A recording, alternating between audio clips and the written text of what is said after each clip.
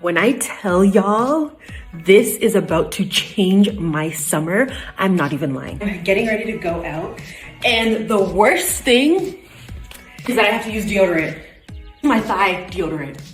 Do you know how embarrassing this is? I'm trying to find something that is like cooling, something that doesn't like roll up my legs and that's not too thick, because I find that whenever I have like a cute dress on, then I'm just gonna have lines. It's not cute. I found this company in Toronto. I'm so excited for these because they're supposed to be cooling. They're super lightweight. Look at these. And they match my skin tone.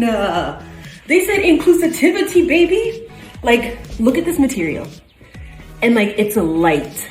And the seams are super light, so it's not gonna roll up. Let me put it on for y'all. Come on! Can you see the lines?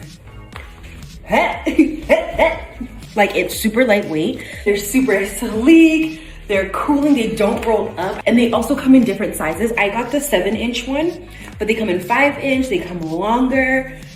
Like, y'all need to sprint, not run. Right now, go.